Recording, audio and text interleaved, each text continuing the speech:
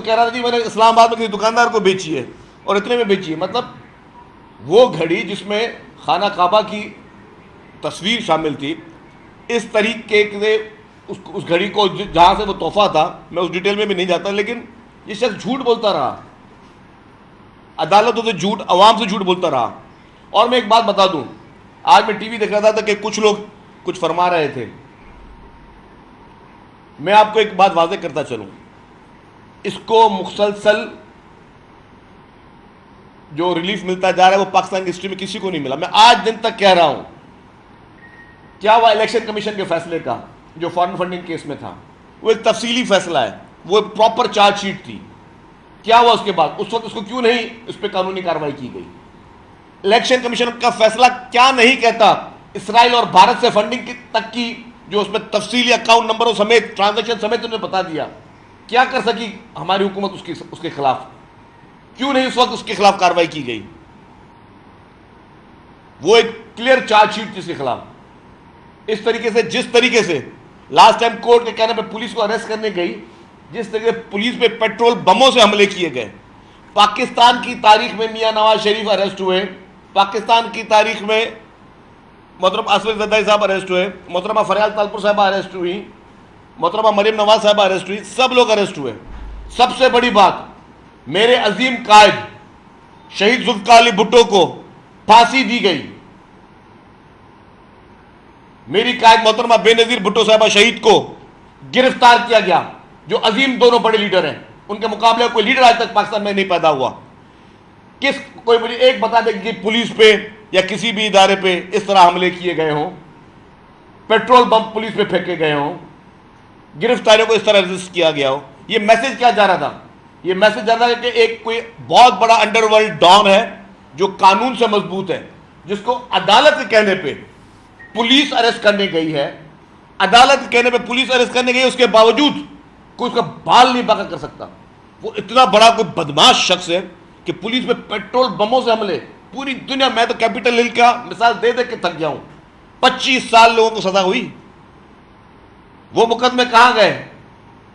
मेरी नजर में आज भी एक सबसे छोटे मुकदमे में उसको सजा दे के शायद पता नहीं क्या इरादा है, लेकिन पुलिस पे पेट्रोल बम के धमाके पे हमले दुनिया के किसी, और वो भी कहां से हमले हुए? ये नहीं कि सड़क पे किसी ने फेंक दिए।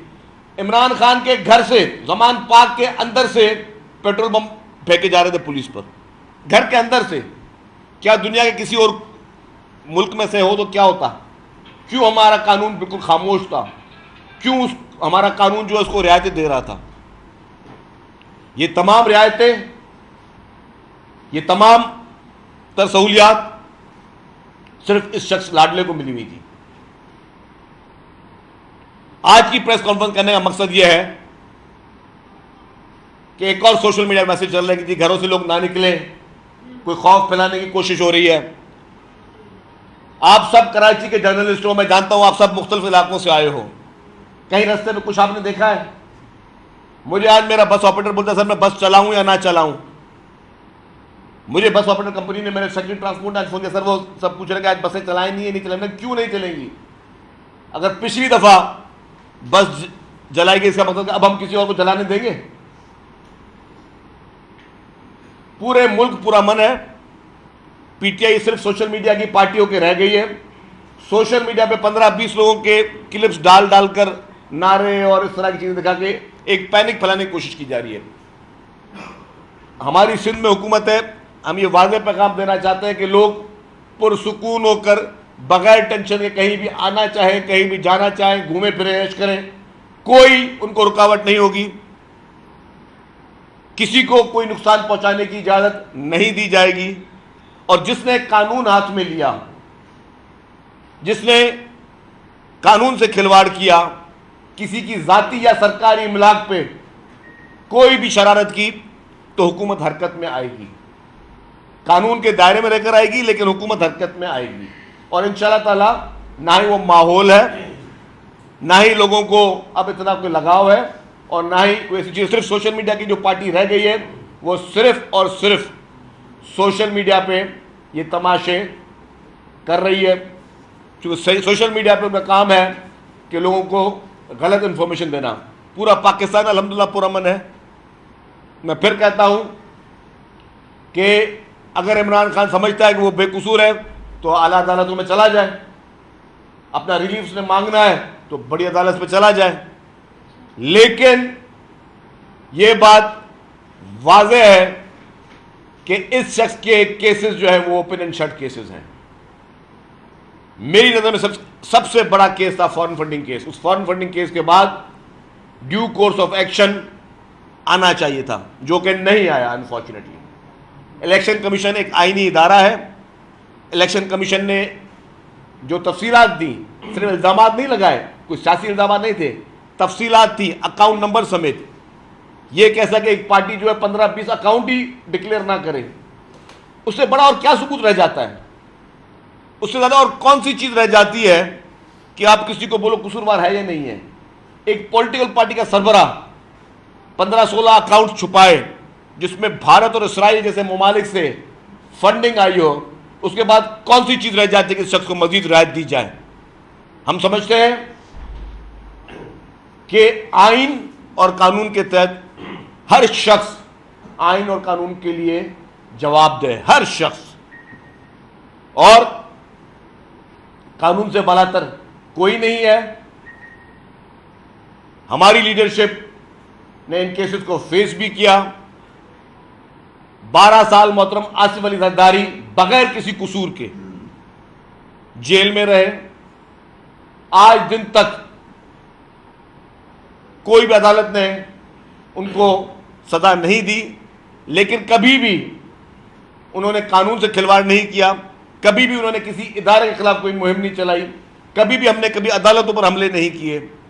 ये एक ऐसी पार्टी पैदा हुई थी जिसने अदालतों पर हमले भी किए, जिसने हमारे अहम इदारों पर हमले भी किए, हमारी इमलाक को भी नुकसान पहुंचाया, और ये मैसेज दे रहे थे कि हम कानून से और रियासत से भी ज़्यादा मजबूत है। रियासत से मजबूत कोई शख्स नहीं है।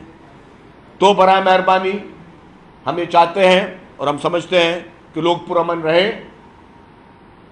उनकी लीडरशिप के पास दरवाज़ा है कि वो आला अदालतों में जा सके, वो जाएं। अगर उनको वहाँ से कोई भी फैसला अदालतों का आता है, सब ने मानना है वो। लेकिन जिस तरीके से खिलवाड़ किया जा रहा है, जिस तरीके से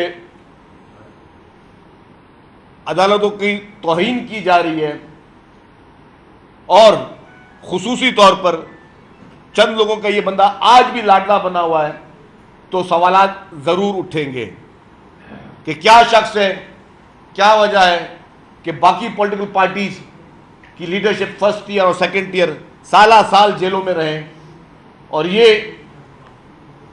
एक मखसूस टोला जो है वो मखसूस तौर पर जो है उसको खुसूसी ट्रीटमेंट दी जा रही हो। ये सवाल निशान ज़रूर यहाँ मौजूद है।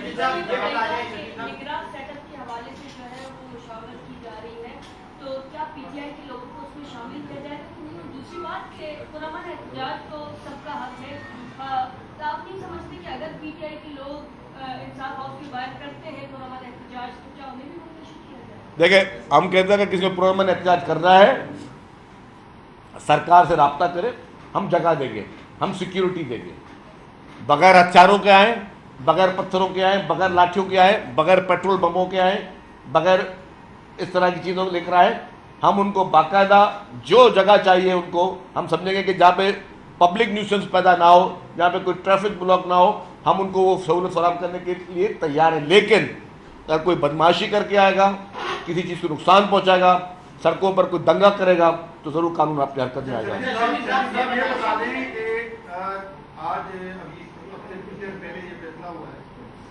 डिजिटल मरदमशुमारी को मंजूर कर लिया गया है। इसका मतलब ये हुआ कि अब इंतखाबात वक्त पर नहीं होंगे, 3 महीने से ज़ायद अरसा दरकार होगा, कम से कम 1 साल 6 महीने। देखिए, मैं उसमें आपका क्या मोटिव होगा? आप कहाँ स्टैंड करेंगे? पीपल्स पार्टी कहाँ स्टैंड करेगी? इसका जवाब दें। और दूसरा कि खान साहब तो गया रास्ते से हट गया, अब आपका इलेक्शन में किससे मुकाबला होगा? देखिए जी, आप जो मरदमशुमारी की बात कर रहे थे, मैं आखिरी निकल के आया था, मुझे पता चला था कि वो इजलास चल रहा है। तो अच्छा, मुझे अभी ऑनेस्टली स्पीकिंग मुझे पता नहीं है। अगर मैं जब तक देखिए मैं कंफर्म ना कर लूँ ना, आप मेरे भाई हो, लेकिन मैं अपनी पार्टी से कंफर्म कर लूँ कि भाई ये हुआ है नहीं हुआ है। मैं कोई कमेंट दे तो पता चले वहाँ पे नहीं हुआ हो तो फिर वैसे बाकी मेरी नौकरी में 2-4 दिन बचे बाकी। अच्छा, बाकी दूसरी बात, जहाँ तक आपने बात की कि इमरान खान की अब किससे मुकाबला होगा? मुकाबला, देखिए जी, इलेक्शन होती है, इलेक्शन में जो भी सामने कॉन्टेस्ट करता है उससे मुकाबला होता है और इलेक्शन तक ही मुकाबला होता है। जैसे मैं कहता हूँ कि इलेक्शन लड़ी जाती है, सियासत की जाती है, तो मुकाबला उसमें जो भी पार्टी सामने उससे मुकाबला करेंगे। और हम आज भी ये चाहते हैं कि तमाम पार्टीज जो है वो फेयरली इलेक्शन में पार्टिसिपेट करें और फिर जिसको आवाम वोट दे और जिसको आवाम मैंडेट दे। मुल्क की सबसे बड़ी सियासी जमात को आपके इलेक्शन के लिए भी नाअहल हो गए, गिरफ्तार। आपने क्या मतलब आपकी हुकूमत के दौर में जो हुआ है, अच्छा, शहरी इत्तेहादी हैं, तो सबको पता था कि इमरान खान को गिरफ्तार किया जाएगा। एक मकबूल लीडर जो इलेक्शन में नहीं होगा तो उस इलेक्शन की क्या हैसियत रह जाएगी? देखिए मैं आपको एक बात बता दूं, माजी में आपको याद हो कि पीपुल्स पार्टी की लीडरशिप को भी इससे ज़्यादा तर खतरनाक तरीके से रोकने की कोशिश की गई थी।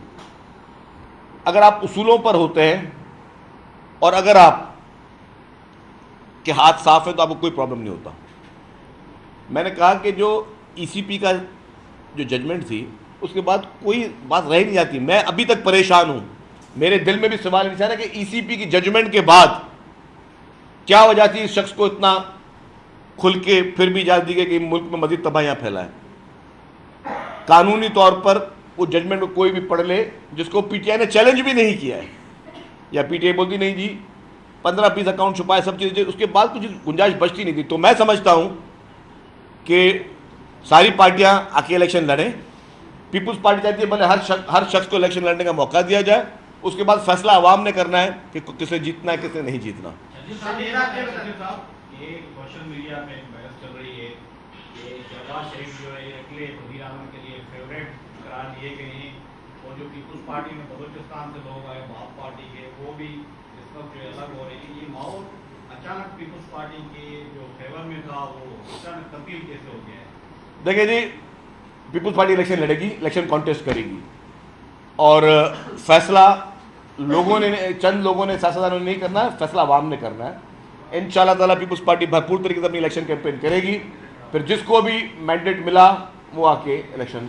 शेट्टी साहब ये बता दें, आपने कहा कि जितने भी लोग यहाँ पे एहतजाज करेंगे वो सरकार की इजाजत से करेंगे, क्योंकि पीटीआई ने जो शेड्यूल जारी कर दिया है एहतजाजों का, क्या असेंबली 144 नाफिज करेगी, उनको मुंतशिर करने के लिए कोई कार्रवाई होगी या उनको अलाउ किया जाएगा एहतजाज के लिए? दूसरा ये बताएं कि इमरान खान ने कहा था मेरी गिरफ्तारी की सूरत में पार्टी की क़यादत शामिल कुरैशी करेंगे, आप समझते हैं वो पार्टी को क़यादत कर पाएंगे?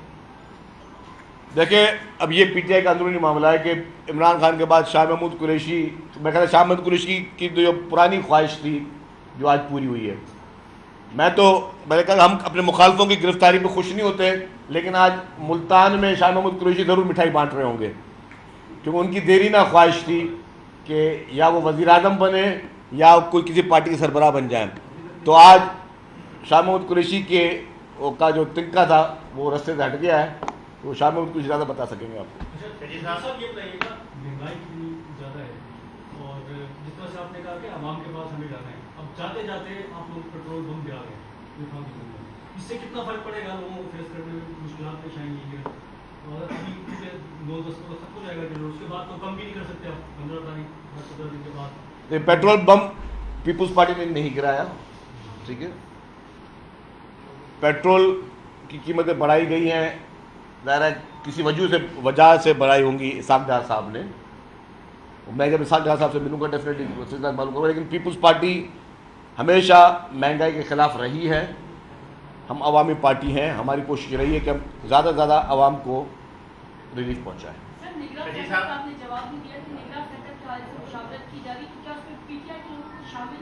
देखिए जी, जो भी पार्लियामेंट में पार्टीज़ मौजूद हैं, जो असेंबलीज़ में मौजूद हैं, वो ज़ाहिर मुशावरत में शामिल होंगी। शरीफ साहब, मेरा सवाल ये कि कल जमीयत उलमा इस्लाम फे की जानिब से एक बड़ा पीपी मुखालिफ इत्तेहाद जो है बनाने के हवाले से बातें हुई हैं और बड़ा इज्तिमा हुआ है। आपके कुछ MNAs, आपके अरकान भी उसमें शरीक हुए हैं और दीगर जो अरकान असेंबली वो भी शरीक हुए हैं, साहब गुजरायाना भी शरीक हुए हैं। तो क्या कहें कि समझते हैं कि सिंध में आपके लिए एक बड़ा टफ टाइम और एक बड़ा इत्तेहाद बनने जा रहा है?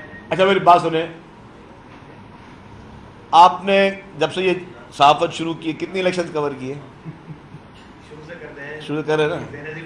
हाँ, तुम्हें बताएं कौन सी इलेक्शन होती है जब पीपल्स पार्टी के खिलाफ इत्तेहाद नहीं बनते? हर इलेक्शन में बनते। अभी तो और भी हवा बनाए जाएंगे, स्टोरियां बनाई जाएंगी, वो एक मुहिमें चलेगी।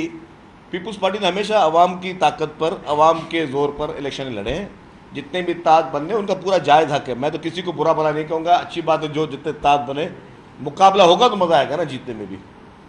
इलेक्शन आगे बढ़े तो आप लोगों का इलेक्शन आगे बढ़ेंगे। देखिए ये मेच्योर हो गई है खबर, तो आप क्या रखते हैं मर्देगा अगर इलेक्शन 1 साल के लिए मुलतवी? देखिए, मैं मफरूज़ों में कोई बयान नहीं देता। पीपल्स पार्टी कहती है कि आइन और कानून के तहत इंतखाबात हों, और जो आइन और कानून में डेट दी गई है, टाइम टेन्योर दिया गया है, उसी टेन्योर के अंदर इंतखाबात हों। शकील साहब, महंगाई खिलाफ एहतजाज कंदड़ आहियो, पीपल्स पार्टी एहतजाज कंदी रही है। अॻे ट्रैक्टर रैली बि असां ॾिठी हुई। हाणे महांगाई खिलाफ वीदे तव्हां इहो ट्रैक्टर रैली कढंदा या अहिड़े के हिसाब सां तव्हां को मार्च कंदा इस्लामाबाद जी तरफ? आपका सवाल बड़ा मज़ेदार है मेरे भाई ने। बताऊं कि मैंने आपको कहा कि हमने महंगाई की, हमें पता है मुल्क में महंगाई है और महंगाई के खिलाफ पीपल्स पार्टी हमेशा रही है। तो महंगाई का तोड़ ढूंढा जाता है। पीपल्स पार्टी के पास तोड़ ये कि महंगाई के बावजूद हम 21 लाख लोगों को मुफ्त में घर बना के दे रहे हैं। उस महंगाई के बावजूद हम बसेस में जो 50 रुपये का किराया है उसको हम बढ़ा नहीं रहे हैं। उस महंगाई के बावजूद हम लोगों की सैलरीज बढ़ा रहे हैं। उस महंगाई के बावजूद हमने लोगों के पेंशन के अमाउंट बढ़ाए हैं। उस महंगाई के बावजूद हमने कहा कि जो मिनिमम वेजेस है उसको बढ़ाया जाए, 32,500 रुपये किया जाए। उस महंगाई के बावजूद हमने कहा कि जितने भी अहम हॉस्पिटल्स हैं, बड़े बड़े हॉस्पिटल्स, उन सब में जो मूजी बीमारियां लोगों के मुफ्त में इलाज करवाए जाए, और वो हो रहे हैं। तो महंगाई बढ़ रही है, लेकिन हुकूमत से अपना रिलीफ जो है वो भी पीपल्स पार्टी लोगों को बढ़ा बढ़ा कर दे रही है। Thank you.